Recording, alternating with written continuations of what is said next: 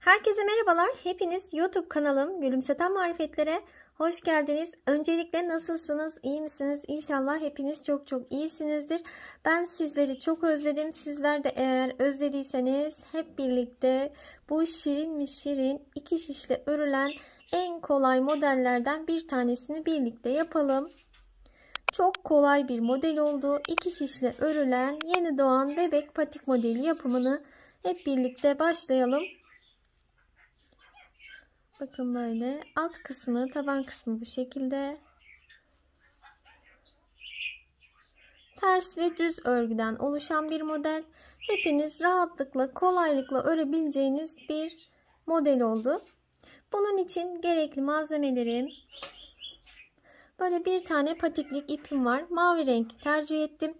Dilerseniz iki renkle de örebilirsiniz. İğnem var ve 3 milimetre şişlerim var. Şimdi örgümüze başlayalım. Şiş örgülerinde ben ipimi boynuma takarak örüyorum. Sizler nasıl örüyorsanız o şekilde başlayabilirsiniz.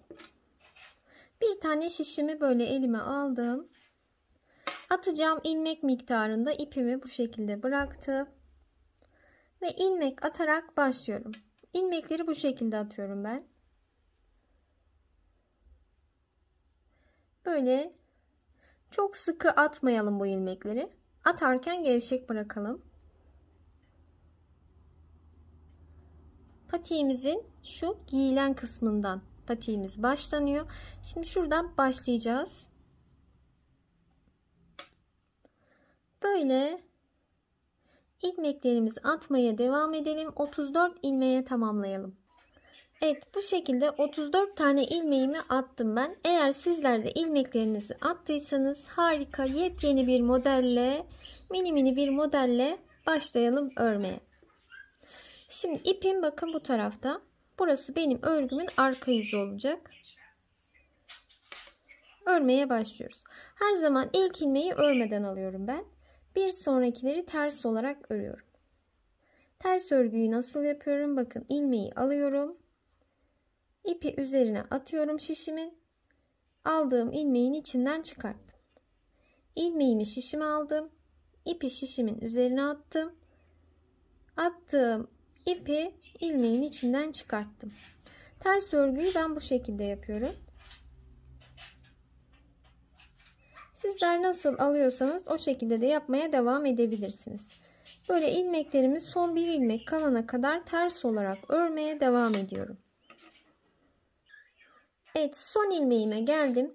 Bakın son ilmeğimi, ipimi arkaya attım. Son ilmeği her zaman düz örüyorum. Kenarlarım bu şekilde daha düzgün ortaya çıkmış oluyor. Son ilmeğimi düz ördüm. Şöyle örgümün arka yüzünü tekrar sizlere göstereyim. Şimdi örgümün ön yüzüne geçiyorum. Bakın burası, bu taraf daha düzgün. Bakın çizgi alt kısmı. Burayı örgünün ön yüzü olarak kabul ediyorum ben. Şimdi tekrardan her zamanki gibi ilk ilmeğimi örmeden bir diğer şişime alıyorum. Yine ilmeklerimi ters olarak örmeye devam ediyorum. Yine bu şekilde son bir ilmek kalana kadar ters olarak örmeye devam edelim. Evet, yine son ilmeğe geldim. İpimi arkaya attım. Şöyle bunu düz olarak ördüm. Burası örgümün ön yüzüydü. Bakın bir diş haroşa sırasını oluşturdum. Haroşa sıralarını ben ilmekleri örgünün arka yüzünde ve ön yüzünde ters olarak örüyorum ve bu şekilde oluşturuyorum. Her zaman sıranın başındaki ilmeği örmeden şişime alıyorum. Son ilmeği düz olarak örüyorum. Her zaman sıranın başındaki ilmeği şişime örmeden alıyorum. Sıra sonundakini düz olarak örüyorum. Bunu niçin böyle yapıyorum? Şu kenarlar düzgün çıksın diye yapıyorum. Bu şekilde ilmekleri örgünün arka yüzünde ve ön yüzünde ters olarak örmeye devam edelim ve toplamda 6 diş haroşa sırası oluşturalım. Şu an birinci sırayı yaptık. Böyle 6 tane olana kadar aynı şekilde örmeye devam edelim. Evet, şöyle bir sayalım. Sıraları ben tamamladım. Burası örgümün ön yüzü. Örgünün ön yüzünden sayma işlemi yapıyorum. 1, 2, 3, 4, 5, 6. 6 diş haroşa sırasını tamamladık. Şimdi patiğimizin şu delikli kısımlarını yapacağız. Bakın şu bağcık geçirdiğimiz kısmı yapacağız. Bunu da nasıl yapıyoruz? Her zamanki gibi sıra başındaki ilk ilmeği örmeden diğer şişimizi alıyoruz. Bir diğerini ters olarak ördüm. Sonrasında bakın ipi bir doladım. Böyle delikli artma yapıyorum bakın. Şöyle doladım. Şöyle üzerine attım. 2 tane ilmeğin ikisini birlikte ters ördüm. Yani bir artma yaptım, bir eksiltme yaptım. İlmek sayısı aynı kaldı. Bir doladım şöyle. 2 ilmeği birlikte ters ördüm. Bir doladım. 2 ilmeği birlikte ters ördüm. Bir doluyorum. 2 ilmeği birlikte ters örüyorum. Bir doluyorum. 2 ilmeği birlikte ters örüyorum. Sıra sonuna kadar böyle devam edelim. Bakın şöyle delikli kısımlar oluşmaya başladı zaten. Sona geldim. Şöyle bakın. Bir doladım. 2 ters ördüm. Artık 2 ilmeğim kaldı. Onları tek tek örüyorum. En sonuncu ilmeğimi düz olarak ördüm. En son yine ilmek sayısını sayın. Aynı olması gerekiyor. 34 tane ilmeğimizin yine şişimizde olması gerekiyor. Artma, eksiltme olmasın. Şimdi örgünün arka yüzüne geçtiğimde artık ilk ilmeği örmeden alıyorum. Diğer ilmeklerin tamamını ters olarak örmeye devam ediyorum. Böyle sırayı tamamlayalım. Şimdi örgümün ön yüzüne geçtim. Şöyle göstereyim. Bakın bu delikli kısımları oluşturduk. Şöyle buralardan bağcığımızı takacağız. Patiğimizi ördükten, bitirdikten sonra. Şimdi 34 tane ilmeğim vardı. Bu ilmekleri 14 ilmek daha ekleyeceğim ve 48 ilmeğe çıkartacağım ilmeklerimi. Sonrasında 48 ilmekle 2 ters 2 düz lastik örgümü kurmaya başlayacağım. Öncelikle ilmek sayımı arttıracağım. Bunu nasıl arttırıyorum? Şimdi başlayalım. Örgümün ön yüzündeyim. İlk ilmeği örmeden diğer şişimi aldım. Diğerlerini ters olarak örmeye devam ediyorum. 10 tane ilmeğimi bu şişime böyle örerek geçireceğim. Sayalım. 2, 4, 6, 8, 9, 10. Böyle 10 tane ilmeğimi bu şişime aldım. Şimdi 10 tane ilmeğimi tek tek ördükten sonra şöyle bakın bir deliksiz artma yapıyorum.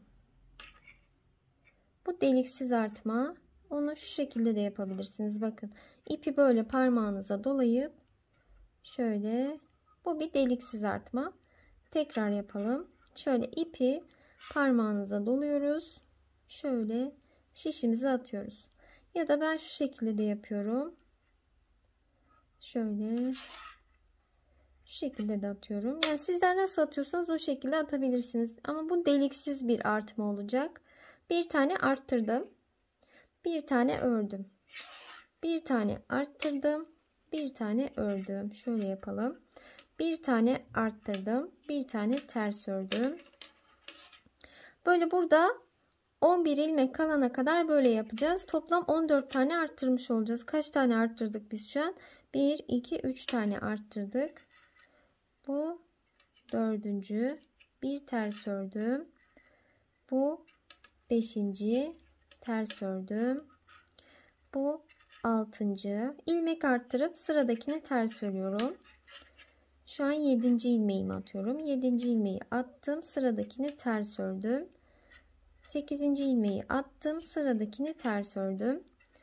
9. ilmeği attım. Yanındakini ters ördüm.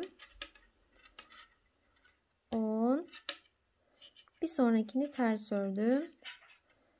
11. Yanındakini ters ördüm. 12. ilmeğimi attım. Bir sonrakini ters ördüm. 13. Bir sonrakini ters ördüm. Böyle 14. ilmeğimi attım. Yanındakini ters ördüm.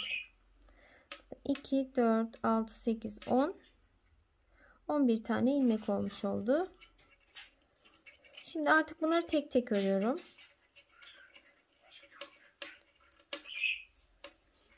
...14 tane ilmeği orta kısımda attım. Şöyle attığım ilmekler bakın şöyle şu orta kısımda. 10 tane ilmeği burada tek tek ördüm. Sonra bir dolayıp bir ters, bir dolayıp bir ters olarak ördüm. 14 tane ilmek attım. Geriye 11 ilmeğim kaldı. 11 ilmeğimin 11'ini de tek tek ters olarak ördüm.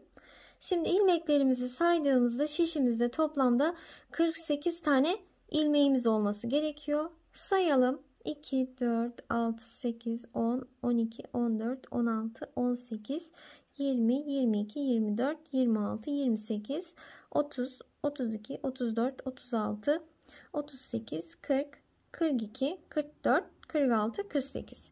48 ilmeğe kadar artma yaptık. Bundan sonra hiç artma eksiltme yok. Örgümüzün arka yüzüne geçiyoruz. Bakın burası arka yüzü. İlmeklerin tamamını ters olarak örelim.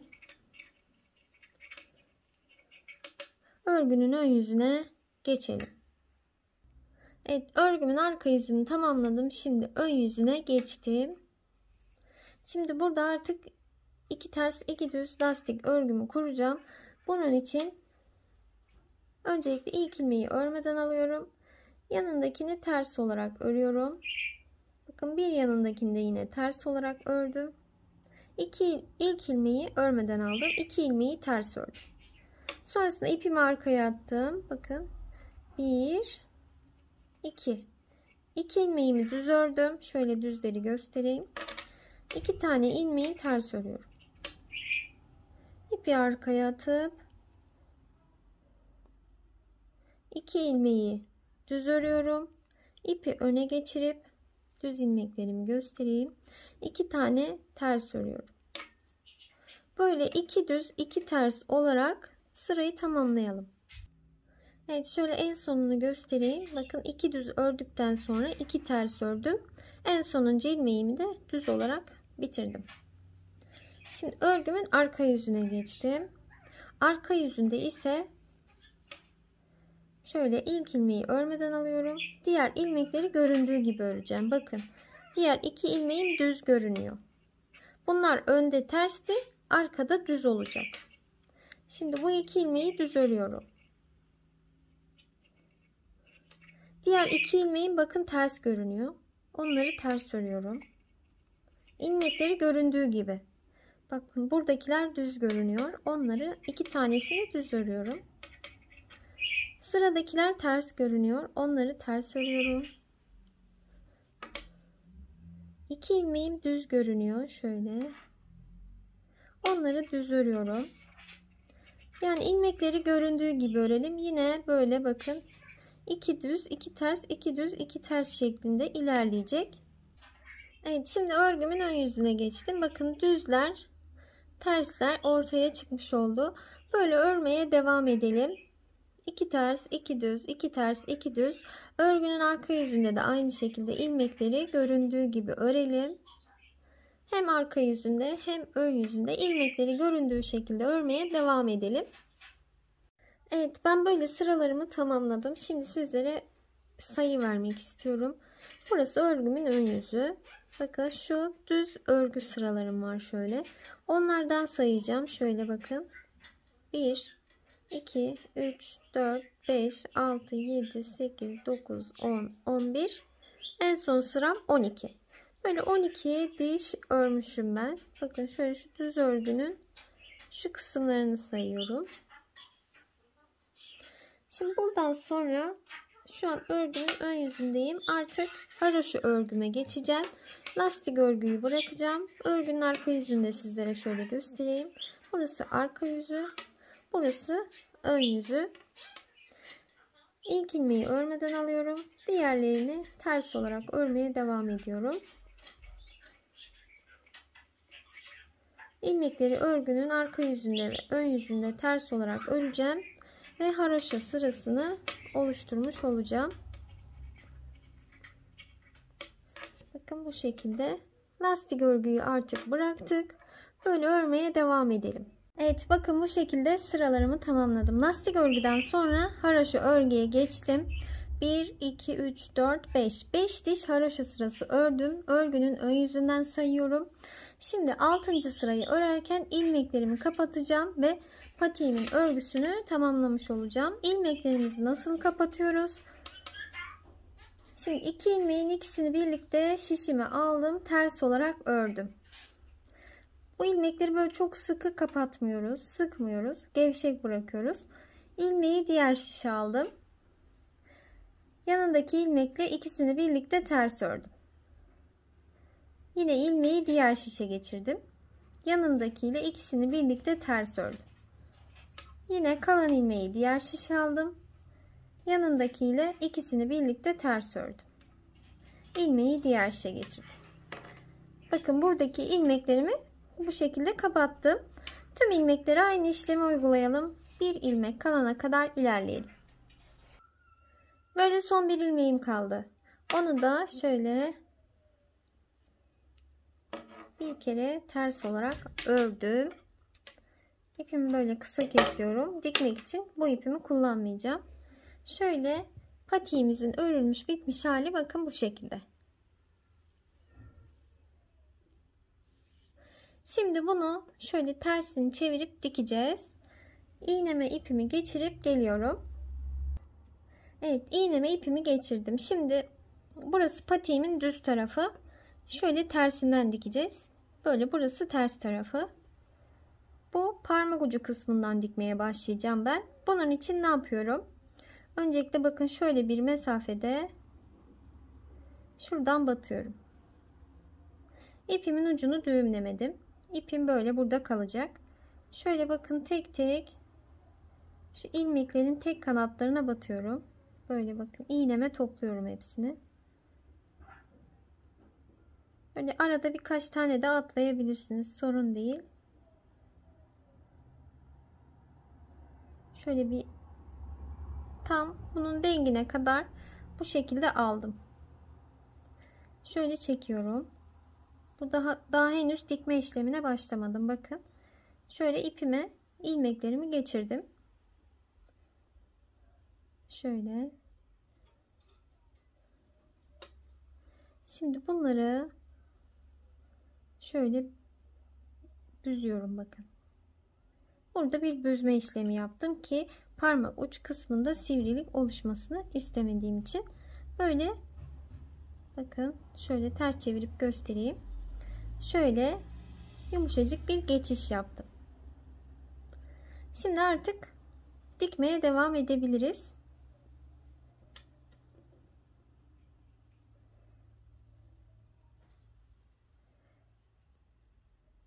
Şöyle karşılıklı ilmekleri alıyorum. Bu ipi de böyle buradan yürüteceğim ve kaybedip gideceğim. Şöyle bakın. Buradan ilmek alıyorum şöyle. Bu ipi de böyle ortada yürüterek gidiyorum. Bunu kesebilirsiniz de. Şöyle biraz ilerledikten sonra bunu artık şöyle keselim. Şöyle karşılıklı ilmekleri alarak dikmeye devam ediyorum. Bir bu taraftan, bir bu taraftan. Böyle örgü gibi yumuşak bir dikiş yapmış oluyoruz. Böyle alarak ilerleyelim. Böyle gidelim. Şu kısma kadar dikelim. Evet, dikmesini bitirdim. Böyle düz tarafını da çevirdim bakın. Şöyle tuttuğumuzda çok böyle hani patiğe benzer bir hali olmuyor. Fakat lastik örgü olduğu için bu şekilde. Bakın böyle ayağa giyildiğinde bu şekilde olacak. Şöyle. Şimdi giydireyim ben bunu manken ayağıma. Sonra bağcık kısmını da yapalım. Şöyle bakın. Ayakta duruşu çok güzel. Şöyle göstereyim sizlere. Burası da taban kısmı. Ayakta duruşu çok güzel. Mutlaka sizlere de denemenizi tavsiye ediyorum. Şöyle. Bu bağcıkları da ben böyle bükerek yaptım. Dilerseniz sizler tığla zincir örerek de bu bağcık kısmını yapabilirsiniz. Yaptıktan sonra şu delikli kısımlardan geçirdim. Şöyle. Bakın böyle. elimde bükerek yaptım ben bunu. Böyle bağcık yapma videom da var. İzlemek isterseniz oradan da izleyebilirsiniz. Kanalımda mevcut. Umarım sizler için faydalı olmuştur. Bir sonraki videolarımda görüşmek üzere. Hoşça kalın. Mutlaka sizler de bu şirin bebek patiğinden mutlaka bir adet örün. Kanalıma abone değilseniz abone olarak destek olursanız çok mutlu olurum. Abone olarak örgülerimi, videolarımı takip etmeye başlayabilirsiniz. Hoşça kalın.